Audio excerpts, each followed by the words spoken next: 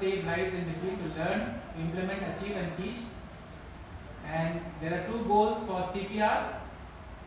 First is to keep blood flowing throughout the body and keep air in and out of the lungs. And we have discussed about the chain of survival. In this, the first chain is early recognition and prevention, where we need to recognize the possible cause of cardiac arrest, which may likely occur, especially in COVID patients when the oxygen level is low and when the patient may go into cardiac arrest. We need to recognize that, and then we can have ample time to activate emergency response and give a high quality CPR and give defibrillation if required. So this is the basic step which we are going to learn today. And with COVID, we have to make some changes, like putting a cloth or a plastic sheet over the patient's face so that there is less aerosol generation, and if possible, to shift the patient to a negative pressure or isolation room, and then to communicate the COVID-19 status clearly to the caregivers, and then to use the appropriate PPE and give apneic oxygenation if required, and then even shocks can be given along with the cardiac compressions, and we continue with the high concentration oxygen. So here I am just showing the algorithm which have made some changes in the COVID era.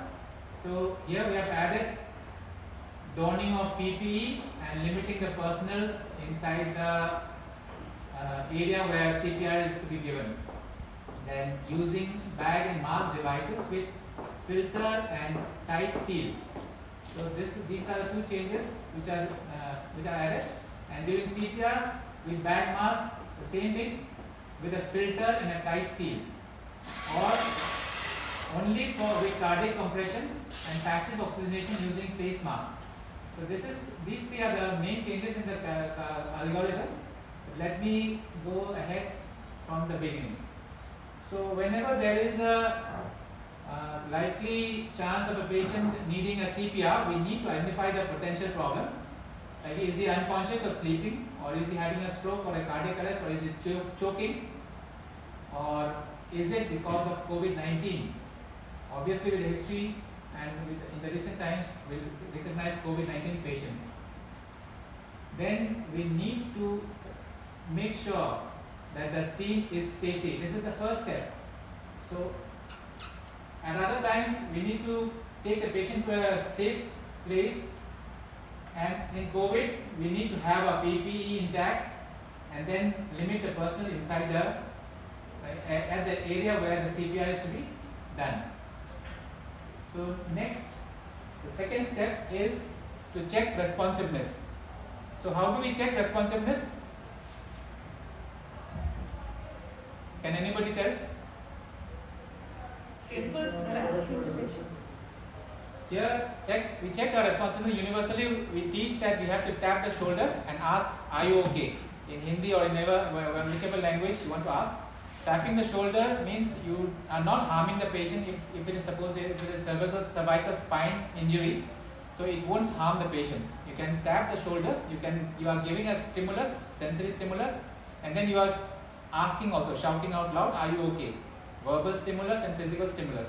So with that, you will know whether the patient responds back or not. As a doctor, you all don't need to. I don't need to tell you how. So after the first checking responsiveness, what do we do? When we know. Dr. Nelson, just 1 minute. How many doctors are with you? There are seven of them, and 2 from my department. So you please write down the name. May I request others who are present in the hospital premises that 3-4 more doctors can join Dr. Nelson in physiotherapy, please? Okay, ma'am. Shall I continue? Thank you. So, how do we call for help? If you are alone, you need to shout out loud, and then if you are away in some other place, you can make a call. And now is the days for smartphones and mobiles. You have to call and keep the speaker on phone on, and and then call for help. And at the same time, you can assess the patient and continue with the other things which will come. You have to ask for or call for an AED or a defibrillator, because you never know when you will need it. So that is the first thing which you need to ask for. And then of course the emergency equipments and intubation equipments and all. So that comes in another set. But so that is how the emphasis on putting the smartphone on loudspeaker mode, and then keep it on, and then you carry on with the thing. You talk to the call for help, and then you carry on. So that is important.